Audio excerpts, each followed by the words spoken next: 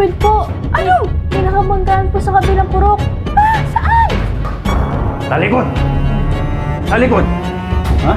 Talikod! Manani, ano ka ba? Kumalma ka naman. Ayaw mo!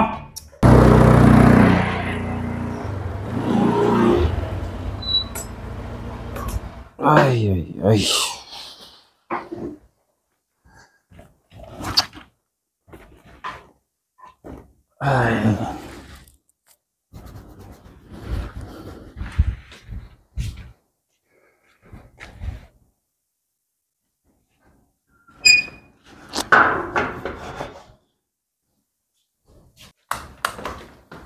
Oh, ngain na ba ako?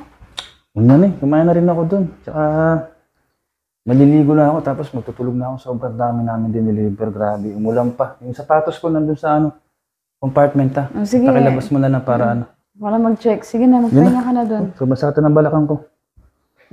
Ayun boy, sakto. Nakakarating lang na airpot. Pero antayin ko muna makatulog yun. Tapos papaalam ako kay mama para magamit ko yung motor. Pag di ako pinayagan, alam mo na boy, dating gawi. Ma, Oh, tulog na ba si Papa? oo. Pagod yan. Marami daw siyang deliver kanina eh. Bakit ba? Baka pwede ko sana magamit yung motor mo eh. Birthday kasi ng tropa eh.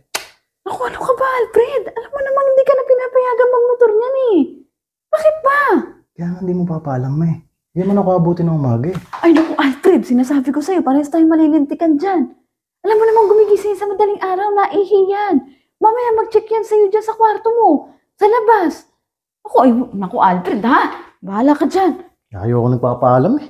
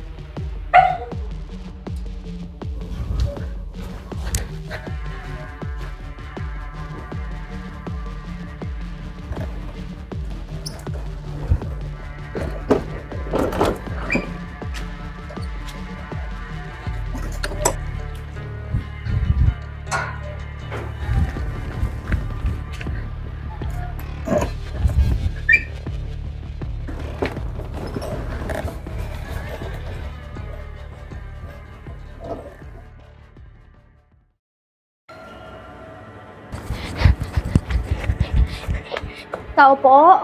Tita? Tito? Ay,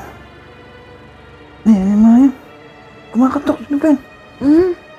Kumakatok yung tao. Tignan mo sino yun. Maos na ba? Sabi mo kumatok yan. Tao po? Tita? Tito? Tao po? Oh, ano ba yun? Tita, si Alfred po. Ano? May nakabanggaan po sa kabilang purok. Ah, saan?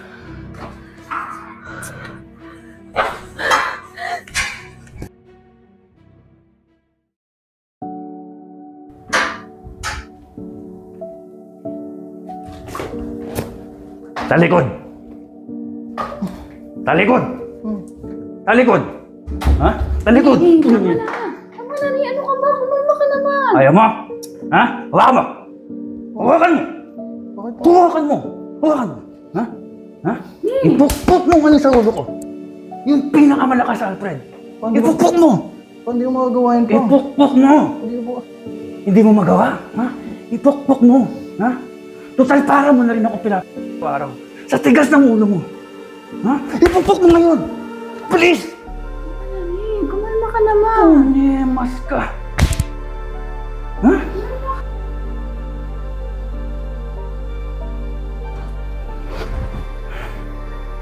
Anong meron? Anong mas importanteng buhay at ginawa mo yun? Pa, sorry talaga. Hindi ko naman po sinasadya eh. Mali rin po talaga yung nakabanggaan ko eh. Batok sa mukha mo, makakatiran ka pa eh. Ano ba yan? Ha? Tama na. Tsaka, Hindi magkakamali na kabangga sa'yo kung hindi ka rin mali. Ha? Ha? Hindi ka na nga pinayagan ng nanay mo eh. Wala kang lisensya. Di ba? Diyan ka nga lamang motor, tumutumba ka, kaya pinagbabawalan kita. Kaya ayaw din kita kuha ng lisensya kasi wala kang disiplina. Mayabang ka. Uunahin mo yung mga tarantang barkada mo na wala naman natulong sa buhay mo. Hindi ka kayang pakainin kay isang kilong bigas. Sila ang mas uunahin mo kaysa dito sa amin na magulang mo. Ha? Galit ka pa. Ha? Galit ka pa pag hindi ka pinagbibigyan. Ha? hindi, kumalma ka muna. Saka, okay na rin yun. Isang banda.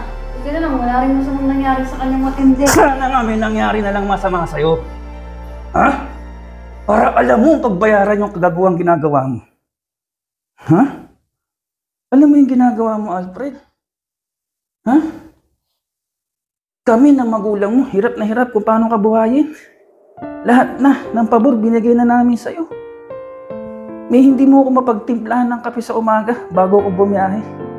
May hindi mo ako masalubong na maayos na pagbati sa sobrang pagod ko sa hapon. Nanay mo lahat ang nagtatrabaho dito sa bahay. Ikaw nag-aaral ka nga, pero yung mga barkada mo yung pinagmamalaki mo lagi. Ano bang meron sila na wala sa amin? Ha? Oh, sorry talaga. Hindi na po mauulit. Talagang hindi ka na mauulit. Alam mo, gusto ko ngayon makulong ka eh. Ha? Alam mo, gusto ko ngayon, ibalibag kita ng walang sahid sa tapat ng mga barkada mo. Ha? Kung pipili ako ng anak po niya, mas pipiliin ko yung mga anak doon na kulang-kulang katawan eh. Mas pipiliin ko yung mga bata ro na walang paningin eh. Kasi sila kahit hindi kumpleto yung katawan nila, may pakinabang sila sa magulang nila kahit hindi sila nakakapag-aral. Ikaw, nasa iyo na lahat. Ha? Nasa iyo na lahat.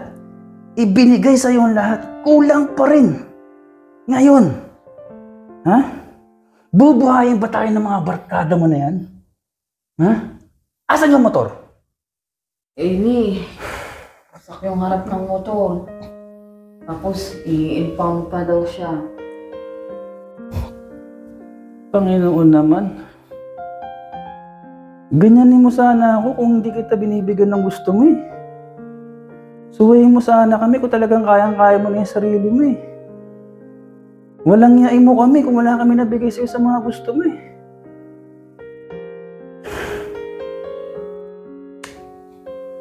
Mas nabuhay ito, Alfred. Paano tayo mabubuhay nito ngayon? Alam mo, dyan tayo nagkakabigas sa motor na yan. Yan na lahat yung buhay natin.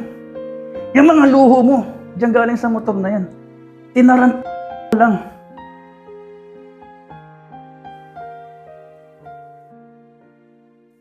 Pa, ano po bang gusto niyo para makabawi po ako sa kasalanan ko? Mamili ka. Ikaw ang lalayas o ako? Tapos.